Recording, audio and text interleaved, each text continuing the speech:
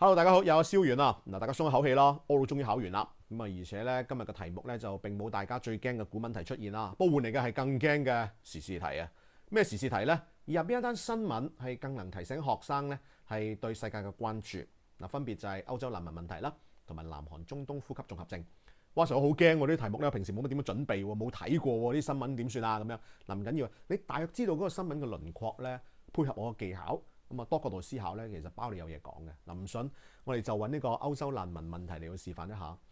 我哋試下從國家角度嚟去分析啊。嗱，佢牽涉嘅國家咧好多嘅，由敍利亞去到土耳其，咁啊中間經過德國啦，咁啊仲有法國啊、英國啊等等。咁而家難民咧積咗好多喺希臘嗰度嘅，遠至美國都關事，不過美國唔肯收容啦。咁所以其實呢個事件本身牽涉嘅國家咧相當多。第二就係時間方面啦，到而家難民問題咧仲未解決。咁啊有陣時睇新聞咧都睇到最新嘅一啲消息啊，大家會追睇嘅 ，OK， 好關注呢個事件嘅。嗱，第三人數方面，嗱涉及嘅人數相當多。嗱，離開自己國家嘅啲難民咧500萬，留喺自己國家，但係因為受到戰火影響嘅咧有成800萬咁多。咁佢哋每日嘅衣食住行點樣解決咧？咁相信呢個大家咧都會關注到嘅。嗱，第四啦，曝光度非常之高啦，因為呢個話題係國會討論啦，元首又去發表講話。咁嗰啲新聞啊報章咧成日都轉載嘅，係咪啊？所以覆蓋面非常之廣啦。另外第五咧，呢個好重要就係咩咧？其實難民咧唔係一個問題，就係話啲人進入一個國家咁簡單，佢牽涉到嘅就係政治啦、宗教啦、經濟啦、語言啦、文化等等種種嘅衝突嘅。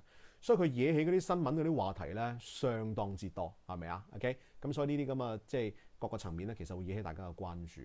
而第六咧，亦都係最重要一樣咧。其實難民問題係牽涉到人與人之間嗰個信任嘅。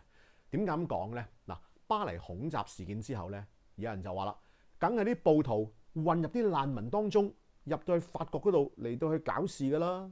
有啲人就話邊度關事啫？嗰啲暴徒一早就住喺法國嗰度嘅。咁到底誰是誰非呢？無論喺外國定係香港呢，都係一個熱烈嘅討論。我哋好多時候呢，變咗會對一啲難民呢，即係不自覺係產生咗歧視啊、偏見啊等等。所以話歐洲難民問題咧，牽涉嘅層面係非常之廣。所以如果大家接觸呢個新聞嘅時候咧，絕對能夠引起同學仔對呢個世界嘅關注嘅。咁但係當然有同學就話：阿 Sir，我聽到哇好頭痛啊！點解？因為我唔係好熟歐洲嗰邊，我淨係比較熟南韓嗰邊嘅喎 K-pop 喎。嗱，咁你如果揀南韓中東呼吸綜合症咧，又有嘢講喎。嗱，點講咧？嗱，第一試下從嗰個熟悉度嚟到分析。我相信大家咧馬上就係諗起咧沙士啊，呢個可以話係香港人嘅一個共同嘅記憶啦。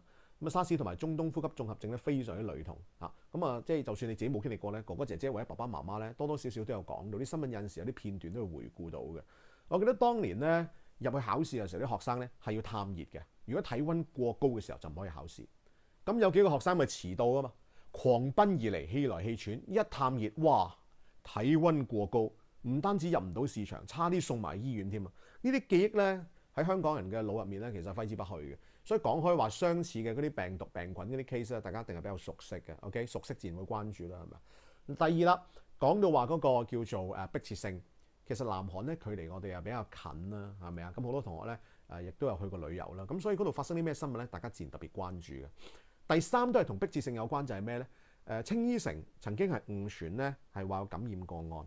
而事實上，第一個境外感染個案呢，其實嗰個金先生其實都係由韓國嚟香港，再深圳，再惠州啊，係真係好喺我哋身邊發生喎。香港亦都因為咁樣嚟提升嗰個警戒級別嘅。好啦，另外第四講到持份者呢，就係啲身邊人多多少少呢都會成日提住你嘅，係嘛？無論係家長啊或者老師啊等等咧，哇！成耳仔邊水水不口同你咁樣講。講到話個曝光啦，由於佢近啊嘛，咁近呢，其實好多相關嘅新聞呢，其實都會報導得比較詳細啦。咁大家見到啲新聞嘅時候，都會特別留意啦，話幾時殺到嚟香港嘅等等，係咪啊？